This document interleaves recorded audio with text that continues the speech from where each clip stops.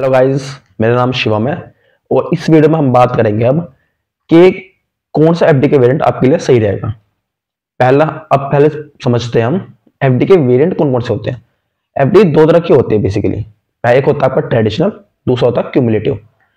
अब ट्रेडिशनल में क्या होता है, आपको ये होता है कि जो आपका इंटरेस्ट बन रहा है एफडी में, या फिर अगर आपने कहीं इन्वेस्ट किया एफडी में, किसी बैंक में एफडी की है, तो उसमें क्या होगा कि जो बैंक है जो भी इंटरेस्ट बनेगा वो आपको दे देगा हर महीने या फिर हर क्वार्टर।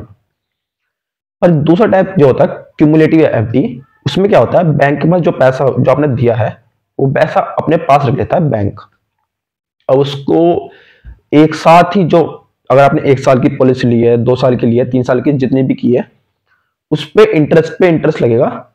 जो पैसा बनेगा वो एक साथ ही आपको मिल जाएगा। अब कौन किसको ट्रेडिशनल एफडी लेनी चाहिए और किसको क्यूमुलेटिव लेनी चाहिए, ये बात करते हैं। जिसको, अगर किसी के पास लगता है कि, किसको लगता है कि मान लो कि आप सीनियर सिटीजन हो, आप क्या करोगे, आप वो 60+ एज आपकी और आपको एक कॉर्पस मिला, ठीक है, पर आप जॉब नहीं करते, तो अगर आप चाहे कि जिसकी एज 60+ है वो इसमें ट्रेडिशनल में इन्वेस्ट करे तो बहुत अच्छा है। पर अगर कोई अभी मेरे जैसा मैं हूं, या फिर कोई 30-35 की उम्र में है, उसको जाने चाहिए हमेशा क्यूमुलेटिव एफडी के साथ। क्योंकि क्या होता है, उसको अभी पैसे की इतनी जरूरत नहीं है। जो ये टाइप्स है दोनों एफडी का, ये दोनों नीड्स पे डिपेंड करता है। नीड्स क्या है आपकी, अगर किसी की नीड्स है कि उसको हर महीने सैलरी चाहिए, फिर हर महीने जो भी उसका इंटरेस्ट बनता है वो चाहिए, तो उसको जाना चाहिए ट्रेडिशनल एफडी के साथ, जिसमें मंथली या फिर क्वार्टरली पैसा मिलता रहे। अगर किसी को चाहिए कि नहीं, मुझे चाहिए कि मुझे एक साथ ही पैसा चाहिए, मुझे अभी कोई ज़रूरत नहीं है, मैं जॉब कर रहा हूँ, मैं स्टेबल हूँ, तो मुझे इतनी कोई प्रॉब्लम नहीं होने वाली है, तो मैं क्यूमुलेटिव के साथ जा सकता हूँ, तो उसको जाने चाहिए क्यूमुलेटिव एफडी के साथ। अब रिटर्न किस में ज़्यादा मिलते हैं, ये बात करते हैं। ट्रेडिशनल में रिटर्न आपको जैसा नहीं कि ज़्यादा मिलेंगे, रिटर्न आपको हमेशा क्यूमुलेटिव में ज़्यादा मिलेंगे, क्योंकि इसमें आपको इंटरेस्ट के ऊपर इंटरेस्ट मिल रहा है। एंड ट्रेडिशनल में क्या होगा, जो आपको मंथली बेसिस पर, आप अगर चाहते हैं कि मंथली बेसिस पर आपको वो मिले पे आउट, उसमें इंटरेस्ट लगता आएगा आपका। तो अगर आपको 300 रुपये आता है तो उसमें कुछ टैक्स लगेगा, उसमें से कट के आपके पास जो भी पैसा आना है वो आएगा।